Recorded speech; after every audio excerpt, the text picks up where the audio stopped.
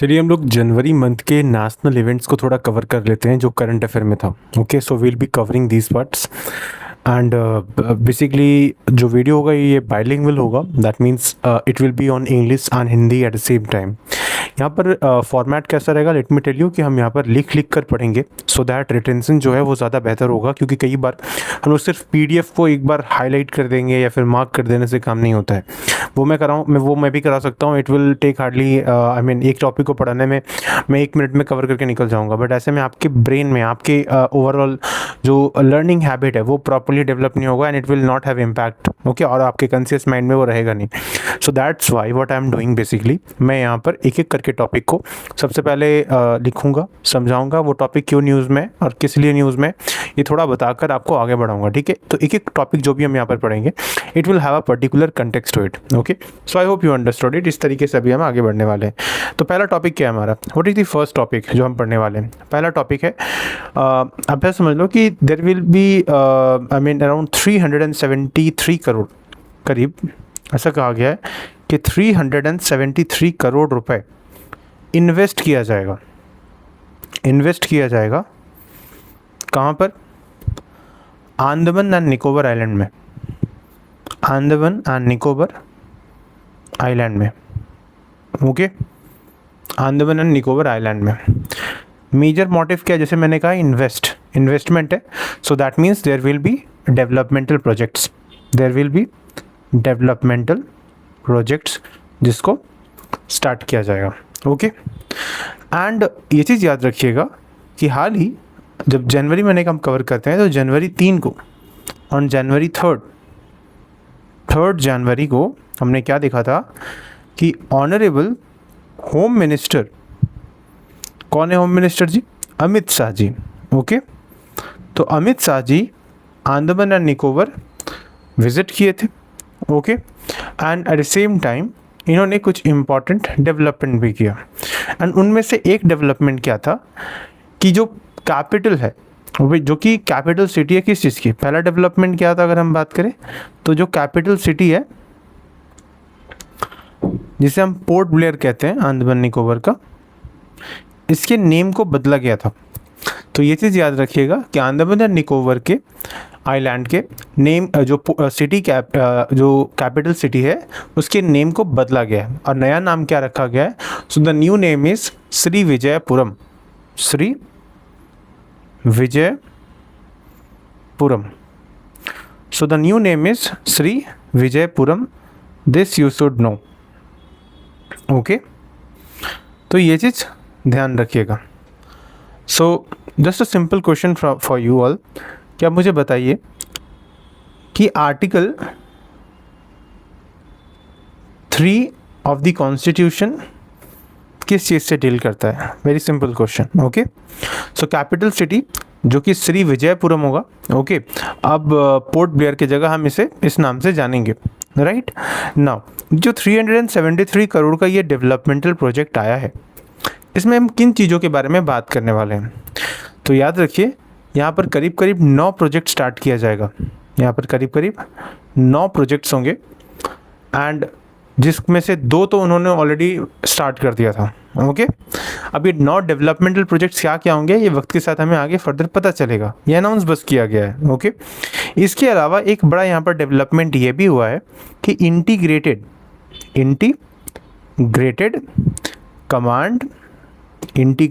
Command and control centre जिसे हम ICCC कहते हैं, ICCC integrated command and control centre, इसे बनाने की बात की गई है जिसका लागत करीब करीब 229 करोड़ रुपए के आसपास आएगा। जिसका लागत करीब करीब 229 करोड़ के तौर पे आएगा और जो मेजरली जिसका ऑब्जेक्टिव होगा, एक तो सिक्योरिटी, दूसरा होगा सर्विलियंस, तीसरा होगा डिज़ास्टर मैनेजमेंट। थोड़ा अगर कंटेक्स्ट देने के लिए आपको समझाऊं सिर्फ अगर कि what is the context of इस, ये जो इंटीग्रेटेड कमांड सेंटर होगा दोस्त, ये इंटीग्रेटेड कमांड सेंटर कुछ इस तरीके से वर्क करेगा कि आपको पता होना चाहिए एक बड़ा इम्पॉर्टेंट यहाँ पर स्ट्रेट है। ओके, जिसे हम मलक्का स्ट्रेट कहते हैं। Malacca strait is like a choke point for China. तो हमें अगर इस रीजन पे अच्छे से कंट्रोल रखना है, अगर हमारा कंट्रोल इस रीजन पे चाहिए प्रॉपरली, तो उसके लिए अपने को सिक्योरिटी मजबूत करना होगा, सर्विलियंस कमांड मतलब करना होगा। At the same time disaster management तो डेफिनेटली कवर होता है ये। And at the same time let me tell you, इन सबके साथ साथ एक और चीज़ भी बहुत इंपॉर्टेंट हो जाता है, वो ये है कि हम यहाँ पर इंटीग्रेटेड थिएटर कमांड बनाने की बात करते हैं। मतलब जो ट्राई फोर्सेस हैं, चाहे बात आपका इंडियन आर्मी का हो, चाहे बात आपका इंडियन एयरफोर्स का हो, या फिर बात आपका दैट इज़ इंडियन नेवी का हो, ये तीनों ही फोर्सेस के बेसिस यहाँ पर होंगे। So that is why it is very very important, strategically these developments are important. Further अगर हम बात करें तो ये उतना इंपॉर्टेंट नहीं है, let me tell you, but again यहाँ पर कुछ और इंपॉर्टेंट चीज़ें हैं, जैसे कि फर्दर यहाँ पर 33 करोड़ के आसपास 33 करोड़ के आसपास स्पेंडिंग किया जाएगा हेल्थ सेक्टर में भी। हेल्थ सेक्टर में भी ये चीज़ याद रखिएगा आप, ओके। एंड साथ साथ 50 बेड का 50 बेड का आईसीयू भी बनाया जाएगा। आईसीयू का फुल फॉर्म क्या होता है? आईसीयू का फुल फॉर्म होता है intensive care unit. Intensive care unit, ये चीज़ याद रखिएगा, राइट? क्लियर है? इसके अलावा कुछ माइनर डेवलपमेंट जैसे कि डीएनए साइबर फॉरेंसिक लेबोरेटरी हो गया, ओके, कुछ इंपॉर्टेंट रोड प्रोजेक्ट्स हो गया, जो definitely overall I mean Andaman and Nicobar island के ओवरऑल इंफ्रा को बूस्ट करने में मदद करेगा, ओके। सो ये कुछ इंपॉर्टेंट टॉपिक थे जो आपको पता होना चाहिए। तो क्या क्या कंटेक्स्ट हमने यहाँ पर पढ़ा? इंपॉर्टेंट है कि श्री विजयपुरम ये आपका सेंट्रिक है, आई मीन सेंट्रिक पार्ट है पूरे न्यूज़ का, ओके। कि अब पोर्ट ब्लेयर बदल गया है, किस नाम से जाना जाएगा? तो श्री विजयपुरम के नाम से जाना जाएगा। तो दिस इज़ इम्पॉर्टेंट, ताकि देखो पोर्ट ब्लेयर, क्योंकि ये जो नाम है ये अपने आप में एक तरीके से स्लेवरी का सिंबल है, कॉलोनियलिज्म का सिंबल है, तो उसे हटाकर अब श्री विजयपुरम रखा गया है, okay. Not only that, great Nicobar project जो कि की पिलर है स्ट्रैटेजिक सिक्योरिटी का, उसको सही किया जाएगा। ब्लू इकोनॉमी को डेवलपमेंट किया जाएगा, राइट? ये सारी चीज़ें हैं। Not only that, parliamentary consultative committee जो कि इम्पॉर्टेंट है, और यहाँ पर होम मिनिस्ट्री ने इसे शेयर किया था, तो इसमें भी अगेन डेवलपमेंट से रिलेटेड कुछ बात किया गया था, वो भी इंपॉर्टेंट होता था। बट अपने को सिर्फ इतना याद रखना है, अभी ये सेंटर पॉइंट है पूरे न्यूज़ का। Port Blair is named as now Shri Vijayapuram, that's all. आगे बढ़ते हैं अगले टॉपिक की तरफ में। Second topic, let's discuss this second topic. दूसरा टॉपिक क्या है? Inauguration of grand international exposition. Let me write out the topic. Inauguration of the grand international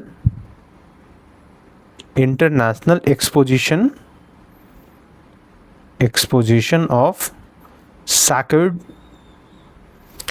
Piprahwa relics belonging to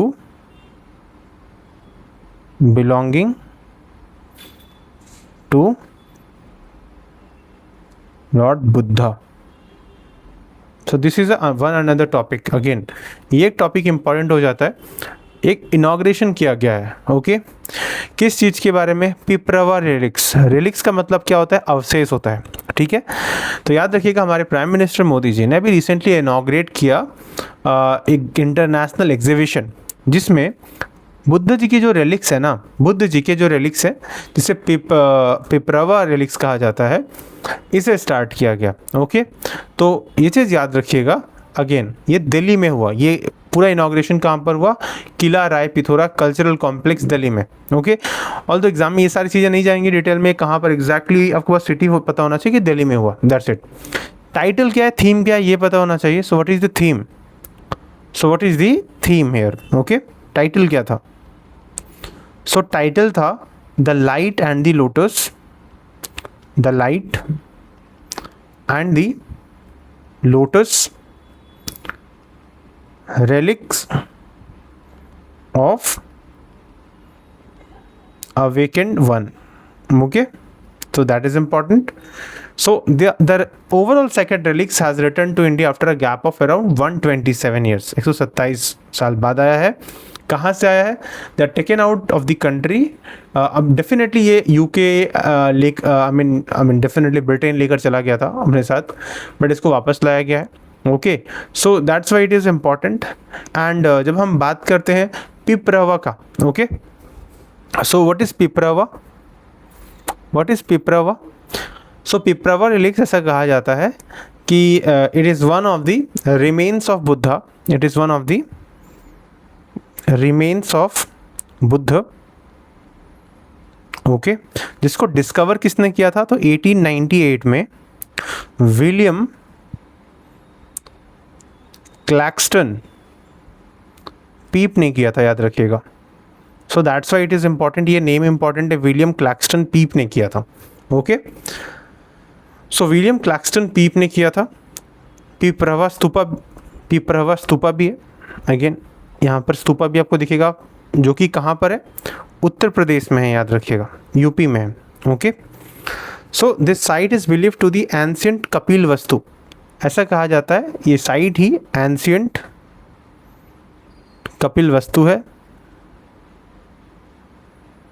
जिसे बर्थ प्लेस कहा जाता है बुद्ध का। It is the birth place, right, birth place भी कहा जाता है। मैं डिसेंट तरीके से लिखने की कोशिश कर रहा हूँ हैंड राइटिंग में, ताकि ये नोट्स भी आपको मिल जाए। It is definitely going to help you out short तरीके से कहीं ना कहीं। सो ये कुछ टॉपिक इंपॉर्टेंट हो जाता है। तो इसमें क्या है कि बुद्ध जी कैसे कहा जाता है कि बॉर्न है, लाइक इसके अलावा क्रिस्टल वेसल्स है, जेम्स है, गोल्ड ऑर्नामेंट्स है, रिचुअल मटेरियल्स है, राइट, एंड कुछ इंस्क्रिप्शंस भी है इसमें जो कि ब्राह्मी स्क्रिप्ट्स में है, right, and it is dedicated to the Sakya clan which he belong, right. तो ये सब कुछ बेसिक चीज़ें हैं जो आपको पता होना चाहिए। बट ऑल दो अपने लिए इंपॉर्टेंट ये हो जाता है कि अभी पिपरवा रिलिक्स न्यूज़ में क्यों है, ओके। प्राइम मिनिस्टर मोदी ने इसे इनॉग्रेट किया है दिल्ली में, right, so that is important. इसे डिस्कवर किसने किया है, इस पे क्वेश्चन बन सकता है। तो विलियम क्लैक्सटन पीप ने किया था 1898 में। This is what you need to know, that's it. आगे बढ़ते हैं तीसरे टॉपिक की तरफ। Let's move to the third topic. Okay, wait, let me change the color. Third topic, what is the third topic? So Somnath temple is in news. Somnath temple is in news. देखो यहाँ पर हम किसी भी तरह का इधर उधर की चीज़ के बारे में बात नहीं करते, हम सिंपल पढ़ाई पे बात करेंगे, ठीक है। सो अपना काम यहाँ पर क्या है कि पढ़ के समझ के आगे बढ़ना है। हम जो भी यहाँ पर पढ़ रहे हैं, आप 2x में देख सकते हो इस लेक्चर को। Definitely it is going to help you out, okay. जो भी यहाँ पर टॉपिक कवर होगा या डिटेल में होगा। तो सोमनाथ टेम्पल क्यों इम्पॉर्टेंट है, तो याद रखिए, जब सोमनाथ टेम्पल के बारे में बात करते हैं तो it is one of the 12 jyotirlingas. It is one of the 12 jyotirlingas, okay. And जाहिर सी बात है, जब हम बात करते हैं कहाँ पर ये लोकेटेड है, तो we all know Gujarat, okay. It is located in Gujarat. And why it is in news, the reason being, एक यहाँ पर फेस्टिवल जैसा मनाया गया जिसे कहा जाता है सोमनाथ स्वाभिमान पर्व, ओके। क्या कहा जाता है? सोमनाथ स्वाभिमान पर्व। क्या है ये सोमनाथ स्वाभिमान पर्व? तो ये जो इवेंट है, it commemorates the 1000th, okay, 1000th anniversary, millennium हुआ, ठीक है, of what? Mahmud Ghaznavi's invention. Mahmud Ghaznavi के बारे में जब हम बात करते हैं, इसने इन्वेड किया था, राइट, डिस्ट्रॉय किया था। कब किया था इसका इन्वेजन, कब था? तो याद रखिएगा 1026 में, okay. This should be remembered, okay. So this temple have a history of about more than 1500 years, right. कई बार इसे डिस्ट्रॉय करने की कोशिश की गई है। जैसे एग्जाम्पल 1026 में it was damaged by Ghaznavi that time, okay. Not only that, even it was attacked by Alauddin Khilji also. Alauddin Khilji ने 1299 में ऐसा करने की कोशिश की थी, okay. So it have a long term such type of definitely history. तो ये चीज़ें इंपॉर्टेंट हो जाती हैं, यहाँ पर पता होना चाहिए ना।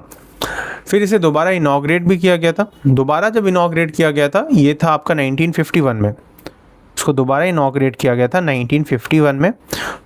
और उस वक्त में जाहिर सी बात है किन की लीडरशिप के अंदर में? सरदार वल्लभ भाई पटेल के द्वारा, ओके। और प्रेसिडेंट साहब कौन थे? तो डेफिनेटली राजेंद्र प्रसाद जी थे हमारे, okay. So this you should know. So ये जो स्वाभिमान फेस्टिवल है, ये कब से कब तक हुआ था? तो जनवरी 8 से लेकर 11 तक चला था, ओके। तो जहाँ पर शौर्य यात्रा भी रखा गया था, कई सारे मंत्र जाप किए गए थे, कई सारे कल्चरल प्रोग्राम थे, ट्री प्लांटेशन किया गया था। ओके, तो ये कुछ चीज़ें इंपॉर्टेंट है। Now what is more important for exam? Okay, तो याद रखिएगा यहाँ पर एक कोटेशन हो जाता है। ओके, ये जो स्वाभिमान द्वीप है, मतलब I mean it wrote in the visitors book that, क्या इसे कहा जाता है? It is a symbol of India's cultural consciousness। ठीक है, तो सांस्कृतिक जो आप ऐसे समझ सकते हो कि कॉन्शियसनेस है। ठीक है, एक तरीके से कॉन्शियसनेस को आप इस चीज़ से भी कह सकते हो कि मतलब खुद का मतलब जागरण अपना खुद का, वैसा आप कह सकते हो कि कल्चरल कॉन्शियसनेस एक तरीके से। Okay, so that you should know. Okay, तो खुद का जो सांस्कृतिक जागरण है उसके बारे में यहाँ पर बात करता है, symbol of India's cultural consciousness. Okay, so that is why it is important. And Shaurya Yatra जब था तो इसमें करीब करीब 108 घोड़े यहाँ पर थे, जो कॉन्वॉय था। Okay, that is also important. And 72 घंटे तक ओमकार का जाप हुआ। तो दीज आर सम एग्जाम्पल। तो सोमनाथ न्यूज़ में था उस वक्त में, क्यों? Because of this festival, Somnath स्वाभिमान पर्व, जो कि 1000वां आपका यहाँ पर बर्थ मतलब सॉरी 1000वां साल हो गया था गजनवी ने जब इस पर अटैक किया उसका, राइट। तो these are the things which are important, जो आपको पता होना चाहिए। नाउ अगले टॉपिक की तरफ बढ़ते हैं हम सीधा। Okay, I hope you all are getting. थोड़ा स्लो लग सकता है लेकिन डिटेल में जा रहे हैं। ओके, ताकि चीज़ें अच्छे से कवर हो जाएं। फोर्थ में अगर हम जाए टॉपिक जो इंपॉर्टेंट है, तो अभी कुछ 55 क्लासिकल लैंग्वेजेस के ऊपर में काम थे। ओके, इंपॉर्टेंट स्कॉलरली वर्क्स हैं, जिसको यूनियन मिनिस्टर धर्मेंद्र प्रधान ने रिलीज़ किया है। ओके, अब जाहिर सी बात है, मिस्टर धर्मेंद्र प्रधान के बारे में तो आप सबको पता ही है।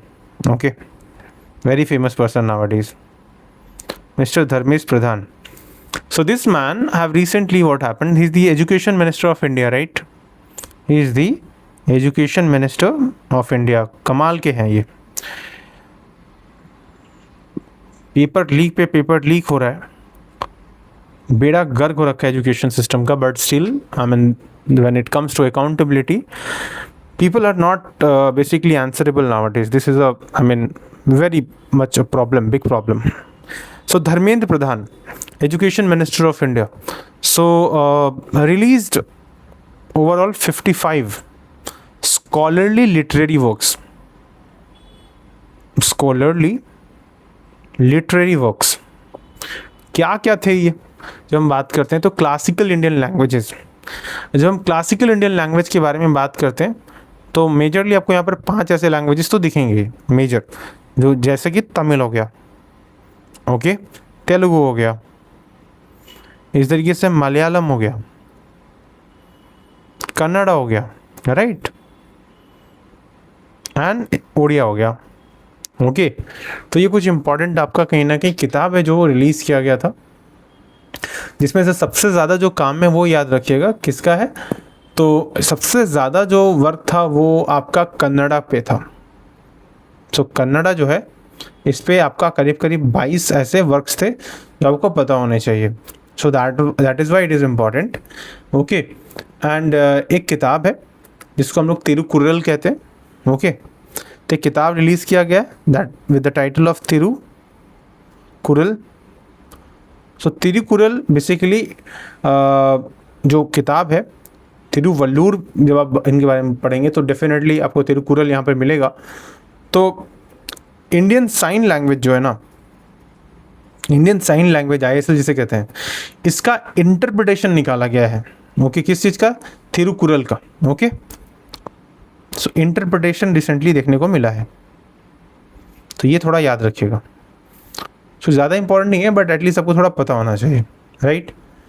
फर्दर अगर हम बात करें अगले कुछ टॉपिक की तरफ जो इम्पोर्टेंट है, तो आधार ने अपना ऑफिशियल मैस्कोट रखा है, 5वां टॉपिक। सो आधार का ये 1 लाइनर टाइप है। आधार का ऑफिशियल मैस्कॉट जो है वो याद रखिएगा, वो क्या है? उदय। ओके, सो यहाँ पर आधार के बारे में जब हम बात करते हैं, सो ओवरऑल जो इंस्टीट्यूशन है, जो एजेंसी है, that is basically UIDAI. UADAI stands for what? That is Unique Identification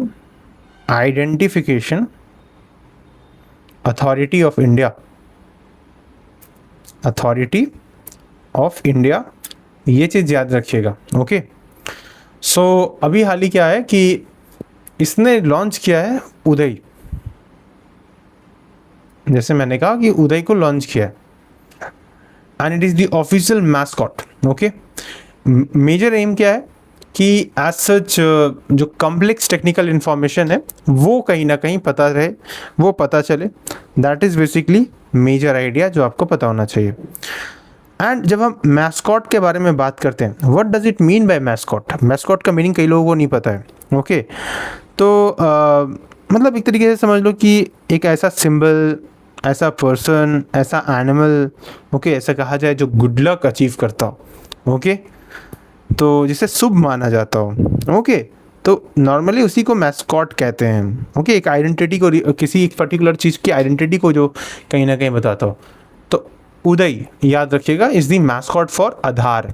okay, and overall aim is to make complex technical information related to Aadhaar simple and accessible. Okay, accessible किया जा सके।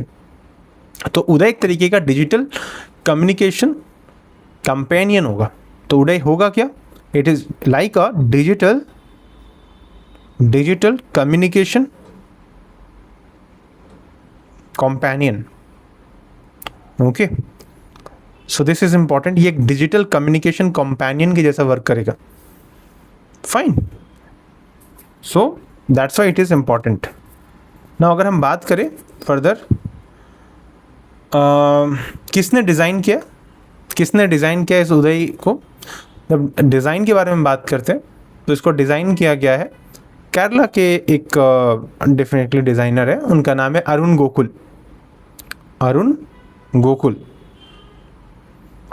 गोकुल ने इसे design किया था। कहाँ से आते हैं ये? केरला से आते हैं, बस from Kerala. Okay, so that is important. Now Uday will act like अ, जैसे मैंने कहा कि कम्युनिकेशन कंपेनियन, मतलब it is like a chatbot. Okay, it is like a chatbot overall.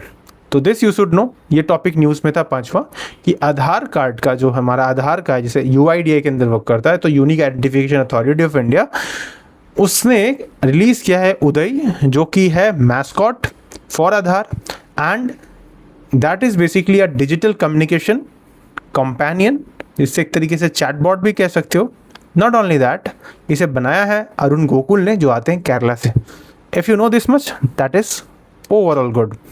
I hope आपको इतना समझ में आ गया होगा। ओके, चलिए आगे बढ़ते हैं अगले टॉपिक की तरफ में।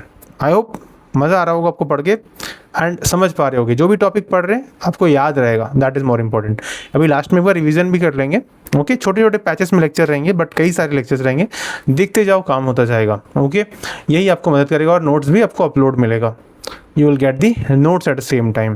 ओके, चलिए जब हम बात करते हैं,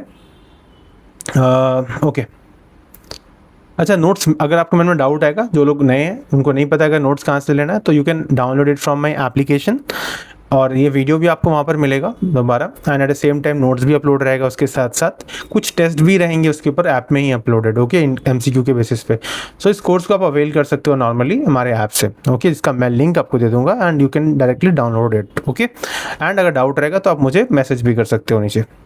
चलिए आगे फर्दर अगर हम बात करें इसके अलावा, तो अगला टॉपिक यहाँ पर और भी कुछ इंपॉर्टेंट हो जाता है, जैसे कि अभी रिसेंटली NIDMS को लॉन्च किया गया है यूनियन होम मिनिस्ट्री के द्वारा।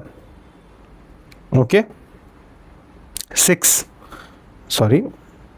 इंपॉर्टेंट टॉपिक इज दैट, कि रिसेंटली यूनियन होम मिनिस्टर, मैं शॉर्ट में लिखता हूँ, यूनियन होम मिनिस्टर जी हैं, जो हैं हमारे अमित शाह जी हैं, राइट, मिस्टर शाह, अमित शाह, इन्होंने क्या लॉन्च किया है? ये लॉन्च्ड दी NIDMS, भैया क्या है NIDMS? ओके, NIDMS को इसलिए लॉन्च किया गया to strengthen the internal security, to strengthen the internal security. वो सारे बच्चे जो डिफेंस एग्ज़ाम की प्रिपरेशन करते हैं, वो सारे बच्चे जो आईवी जैसे एग्ज़ाम की प्रिपरेशन करते हैं, ये इस तरह के टॉपिक इंपॉर्टेंट हो जाते हैं। NIDMS stand for national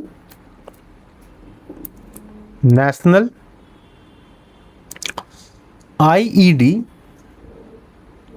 data management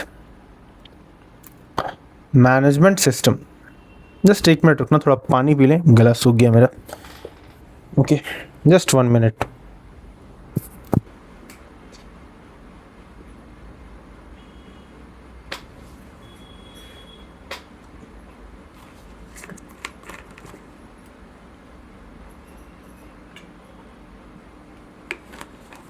okay, thank you so much, आप लोग इंतज़ार किए।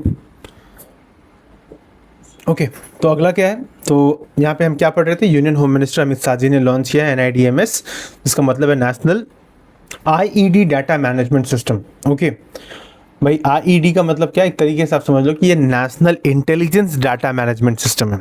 ओके, ये क्या है? National intelligence data management system.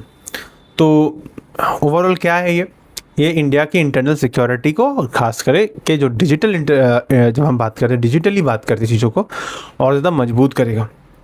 Okay, तो एक तरीके का प्लेटफॉर्म है that will basically integrate and analyse the data overall. Okay, तो that is why it is important, जो आपको पता होना चाहिए। अब जाहिर सी बात है, कई सारे इनिशिएटिव सारे one nation one data repository, इस सब चीज़ को कहीं ना कहीं कॉम्प्लीमेंट करेगा। छोटा सा आर्टिकल बस पता होना चाहिए। ओके, सो NIDMS किस चीज़ से रिलेटेड है? इंटरनल सिक्योरिटी से रिलेटेड है। That you should know, that is more than enough for now. Okay, so I hope it is clear to you now. Further अगर हम बात करते हैं इसके बाद अगले टॉपिक की तरफ, 7th टॉपिक जो आपको याद रखना है। 7th टॉपिक इज दैट एक इंटरनेशनल कॉन्फ्रेंस हुआ है रिसेंटली। ओके, एंड किस चीज़ पे हुआ है? On Indian language. तो recently third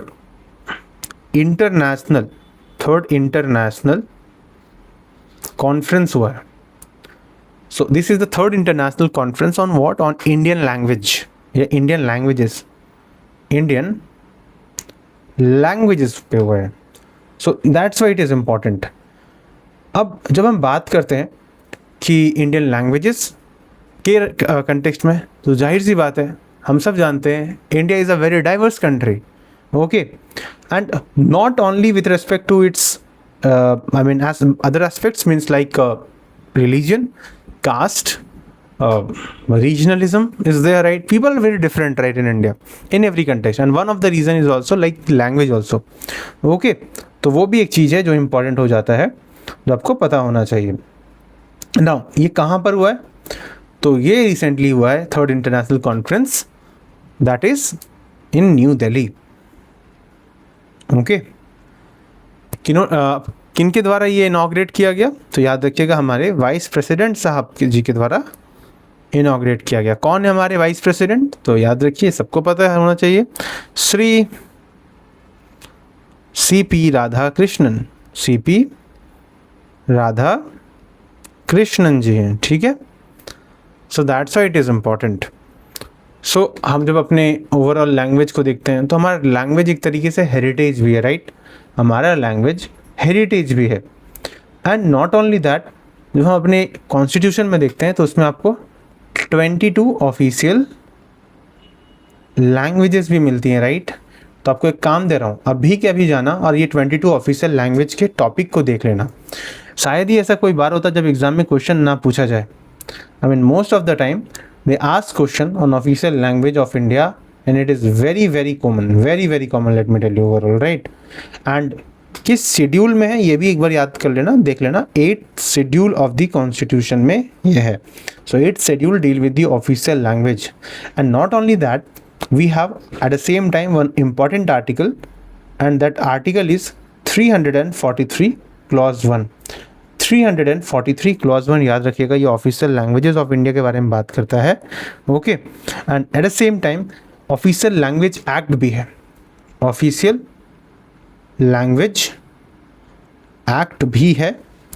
official language act के बारे में जब हम बात कर रहे हैं तो ये कब आया था, तो ये आपका 1963 में आया था, और उसमें भी you have this section 3। So section 3 of the Official Language Act of 1963, it talks about that yes, in official purpose we can use English language, देखो बहुत लोगों को नहीं पता है ये फैक्ट जो मैंने यहाँ पर बता दिया है। ओके तो याद रखिएगा आपको क्या क्या पढ़ना है। जैसे आर्टिकल 343 क्लॉज 1 को पढ़ना है, एक बार क्लॉज 2 भी पढ़ लीजिएगा, ठीक है। फिर 344 को पढ़िए थोड़ा सा। आर्टिकल 344 क्या बात करता है, ओके कि ये जो ऑफिशियल लैंग्वेज कमीशन है इसको कौन कॉन्स्टिट्यूट करते हैं, तो इसे प्रेसिडेंट साहब कॉन्स्टिट्यूट करते हैं। So article 343 clause 1 clause 2 and article 344 हो गया, ये चीज़ याद रखिएगा। Then we have also article 345 जो आपको पता होना चाहिए, जो स्टेट लेजिस्लेचर में जो लैंग्वेजेस होते हैं उसके बारे में बात करता है। Okay not only that, article 346 है कि ऑफिशियल लैंग्वेज जो है वो कम्युनिकेशन रहेगा between centre and union, and 347 eight the same time. So 345 okay 346 and 347 ये कुछ इंपॉर्टेंट आर्टिकल से थोड़ा देख लेना है आपको। ओके नाउ फर्दर और थोड़ा सा बात कर लेते हैं। ये तो मैंने आपको यूनियन एंड स्टेट के बारे में बताया। जुडिशरी में भी आपको इंपॉर्टेंट हो जाता है कुछ आर्टिकल, जैसे कि 348 clause 1 clause 2 right, eight the same time clause 3।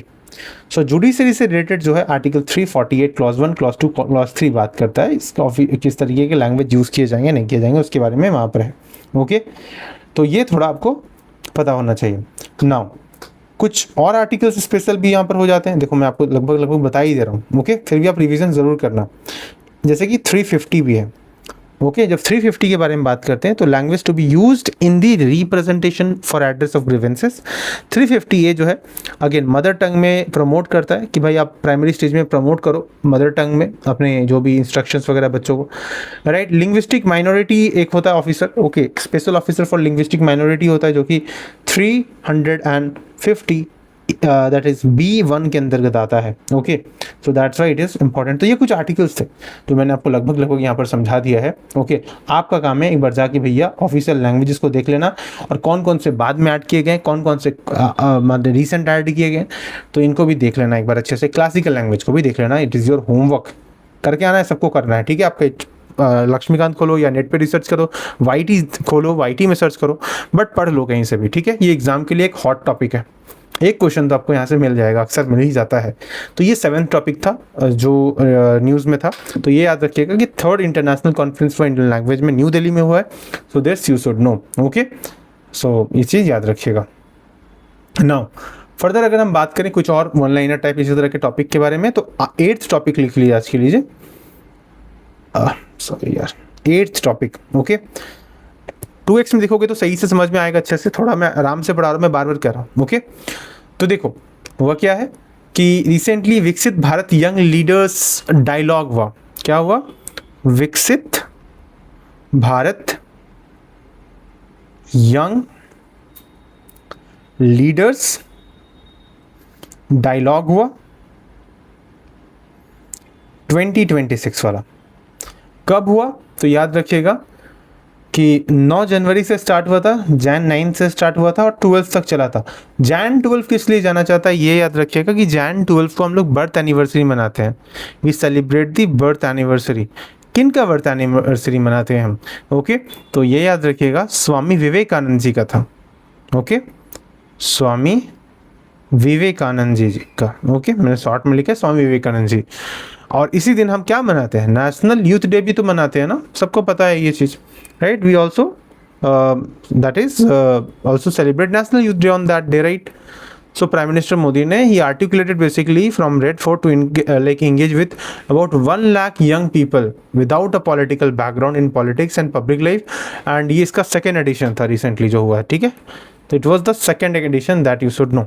Okay तो ये सारी चीज़ें जिसको पता होना चाहिए, थोड़ा टॉपिक आपको अगेन स्टैटिक के कंटेक्स्ट में इम्पॉर्टेंट हो जाता है। ओके फर्दर आगे बढ़ते हैं, थोड़ा सा और टॉपिक देख लेते हैं। 9th टॉपिक कुछ और इम्पॉर्टेंट है। सो 53rd न्यू दिल्ली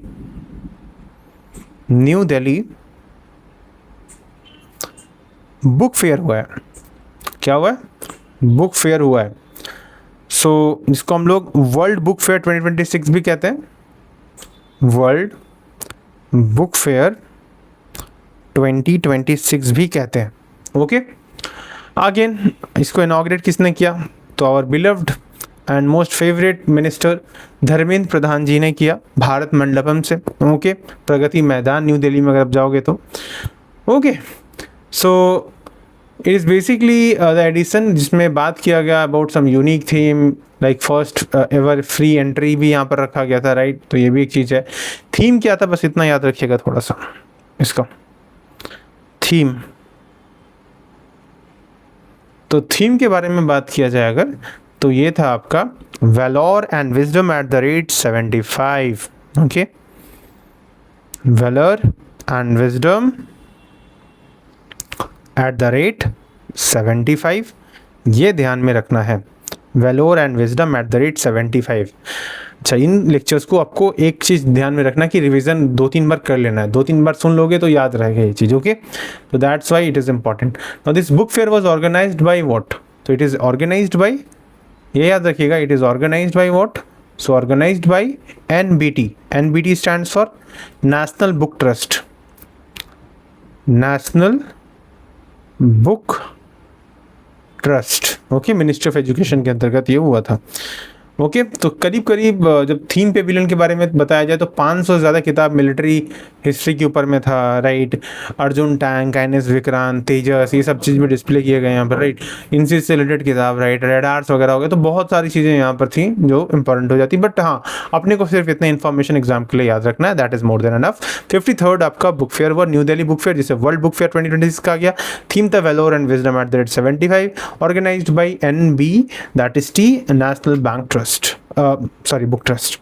ओके, तो ये ध्यान में रखिएगा। Fine, so that was important, जो आपको पता होना चाहिए। इसके अलावा अगर हम आगे अगर बढ़ें अगले टॉपिक की तरफ, तो और इम्पॉर्टेंट एक स्कीम हो जाता है अक्का पड़े स्कीम।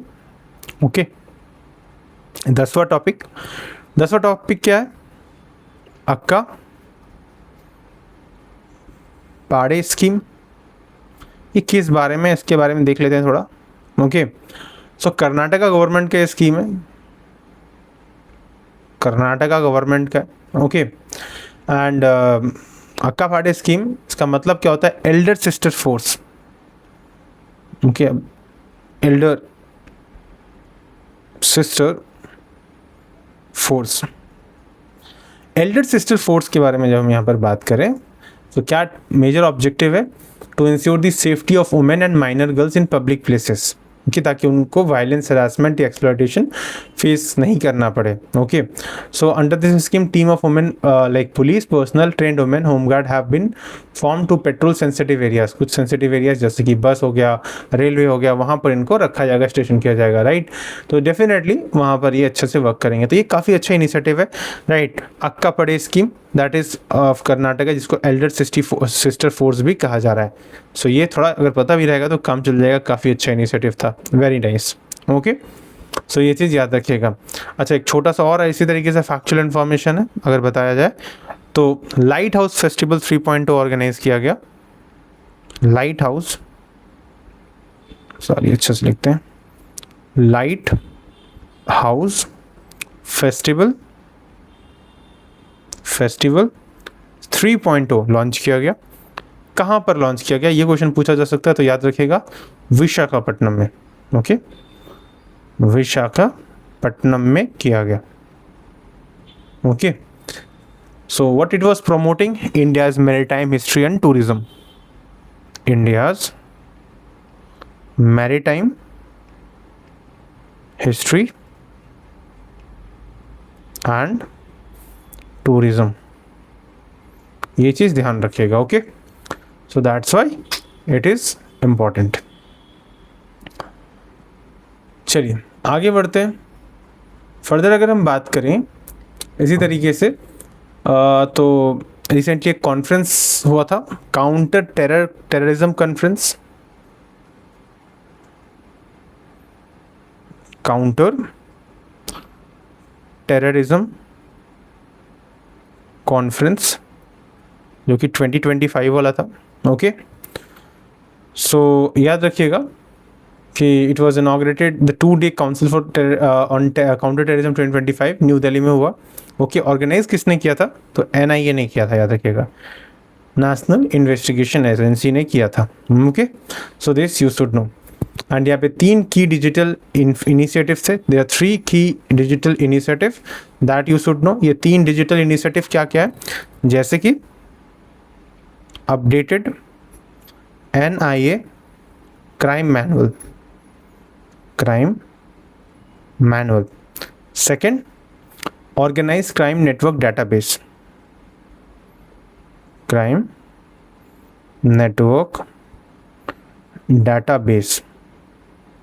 ओके, ये चीज़ याद रखिएगा। And at the same time, और यहाँ पर क्या स्टार्ट किया गया? तो lost, looted and recovered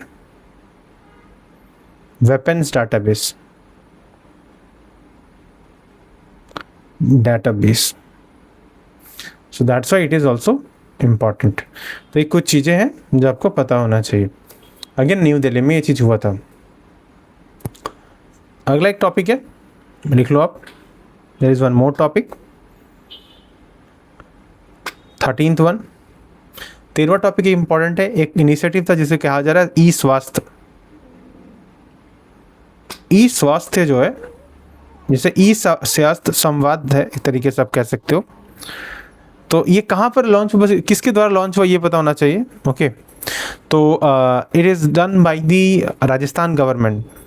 okay, it is run by the Rajasthan government. This you should know, for transparency and better coordination in the medical education system overall, right? तो ये कुछ चीज़ें भी important हो जाती हैं at the same time, right? Okay, तो that's all for today. आज के लिए हम यहीं तक रखेंगे इस करंट अफेयर के पार्ट को। ओके, इसको हम फर्दर कंटिन्यू करेंगे। बहुत कुछ है यहाँ पर। तो नेशनल वाला अभी हम कोशिश करेंगे कैसे भी करके जल्द से जल्द पूरा कवर किया जाए।